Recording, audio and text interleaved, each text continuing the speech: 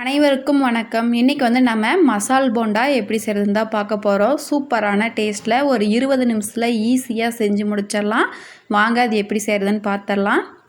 இந்த மசால் ரெடி பண்ண ஒரு 4 உருளைக்கிழங்கு நல்லா கழுவிட்டு 2ஆக கட் பண்ணி குக்கரில் போட்டு ஒரு 4 விசில் விட்டு வேக வச்சுக்கோங்க. அதை தோல் நீக்கி நான் எடுத்து வச்சுருக்கேன். இது நல்லா சூடு ஆறட்டும். இப்போ வாணலில் 1 டேபிள் ஸ்பூன் எண்ணெய் விட்டு ஒரு 1/4 டேபிள் ஸ்பூன் கடுகு, 1/4 டேபிள் ஸ்பூன் சீரகம் சேர்த்து நல்லா பொரிய விட்டுக்கோங்க. இப்போ இது நல்லா பொரிஞ்சு வந்ததுக்கப்புறமா நம்ம கட் பண்ணி வச்சுருக்க ஒரு பெரிய வெங்காயம் சேர்த்துக்கோங்க. நல்லா பொடி பொடியாக கட் பண்ணியிருக்கணும். கொஞ்சமாக கறிவேப்பிலை கட் பண்ணி சேர்த்துக்கோங்க. வெங்காயம் சீக்கிரமாக வதங்கி வரதுக்காக கொஞ்சமாக உப்பு சேர்த்துட்டு நல்லா வதக்கி விட்டுக்கோங்க.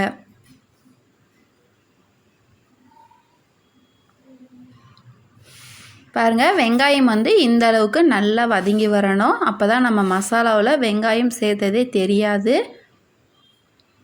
இப்போ நம்ம வேக வச்சுருக்க உருளைக்கிழங்கை இதோடு சேர்த்து நல்லா மேஷ் பண்ணி விட்டுக்கோங்க. கரண்டி அப்படி இல்லைனா நீங்கள் மேஷர் வச்சுருந்தாலே நல்லா மேஷ் பண்ணி விட்டுக்கோங்க.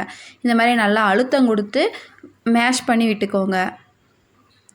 பாருங்கள், நல்லா மசிச்சு விட்டதுக்கப்புறமா இதில் 1/4 டேபிள் ஸ்பூன் மஞ்சள் தூள், காரத்துக்கு மிளகாய்த்தூள், ஏற்கனவே உப்பு சேர்த்துருக்கோம், தேவைக்கு பார்த்து சேர்த்துக்கோங்க. இப்போ அடுப்பை ஆஃப் பண்ணிவிட்டு நல்லா மிக்ஸ் பண்ணி விட்டுக்கோங்க. கட் பண்ணி வச்சுக்க கொத்தமல்லி இலையும் சேர்த்து நல்லா மிக்ஸ் பண்ணி விட்டுக்கோங்க.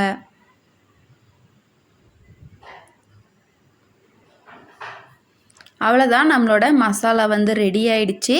இப்போ நல்லா இந்த மாதிரி மிக்ஸ் பண்ணி விட்டதுக்கு அப்புறமா நம்ம நல்லா சூடு ஆறட்டும். அதுக்கப்புறமா நல்லா உருண்டை பிடிச்சி எடுத்துக்கலாம். நல்லா இந்த அளவுக்கு மேஷ் பண்ணி உருளைக்கிழங்கு தெரியாமல் அளவுக்கு நல்லா மேஷ் பண்ணி விட்டுக்கணும்.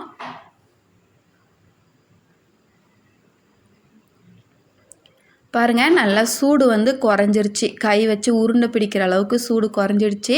இப்போ குட்டி குட்டி உருண்டைகளாக பிடிச்சி எடுத்துக்கோங்க. ஒரு மீடியம் சைஸ் உருண்டையாக இருக்கணும். ரொம்ப குட்டியாகவும் இருக்கக்கூடாது, ரொம்ப பெருசாகவும் இருக்கக்கூடாது. இந்த மாதிரி சின்ன சின்ன உருண்டைகளாக பிடிச்சி ஒரு தட்டில் எடுத்து வச்சுக்கோங்க.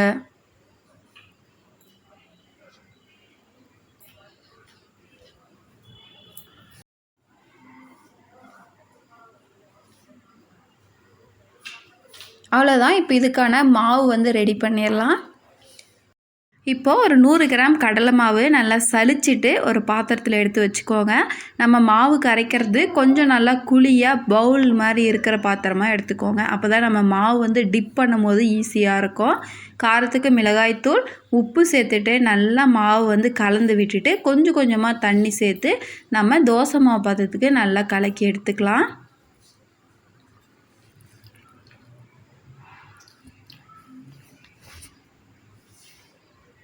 பாருங்கள், இந்த அளவுக்கு நல்லா மாவு கரைச்சி எடுத்துக்கணும். அப்போ தான் நம்ம அந்த மசால் டிப் பண்ணி எடுக்க ஈஸியாக இருக்கும். இப்போ மாவும் ரெடி ஆகிடுச்சு. நம்ம மசால் உருண்டைகளும் ரெடி ஆகிடுச்சு. சைடில் வாணலில் எண்ணெய் வச்சு விட்டுருங்க, சூடாகட்டும். இப்போ இந்த மாவில் நம்ம உருட்டி வச்ச ஒரு மசால் உருண்டி எடுத்து இதில் போட்டு இந்த மாதிரி எல்லா இடத்துலையும் இந்த கடலை மாவு படுற மாதிரி எடுத்து நம்ம இப்போ எண்ணெயில் போட்டு பொரிக்க வேண்டியது தான். பாருங்கள், எண்ணெய் நல்லா சூடாயிடுச்சு. இப்போ நாம் அந்த டிப் பண்ண உருளைக்கிழங்கு மசால் இதில் போட்டு பொரிச்சு எடுக்கலாம். ஒன்றா இதே மாதிரி சேர்த்து நல்லா 2 பக்கமும் திருப்பி விட்டு மீடியம் ஃப்ளேமில் அடுப்பை வச்சுட்டு நல்லா திருப்பி விட்டு வேக வச்சு எடுத்துக்கோங்க. நல்லா வெந்து வந்துடுச்சு. இப்போ நம்ம வெளியே எடுத்துடலாம். நம்மளோட மசால் போண்டா சூப்பராக ரெடி ஆயிடுச்சு. இதே மாதிரி மீதி இருக்கிற உருண்டைகளும் பொரித்து எடுத்துக்கோங்க.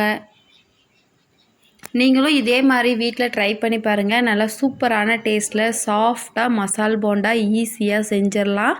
உருளைக்கிழங்கு சாப்பிடாத குழந்தைங்களுக்கு இந்த மாதிரி செஞ்சு கொடுத்தோன்னா நல்லா ஈஸியாக குழந்தைங்களும் சாப்பிட்டுப்பாங்க, ஹெல்த்தியாகவும் இருக்கும். இந்த ரெசிபி உங்களுக்கு பிடிச்சிருந்தா லைக் பண்ணுங்கள், ஷேர் பண்ணுங்கள், சேனலை சப்ஸ்கிரைப் பண்ணுங்கள். தேங்க்யூ.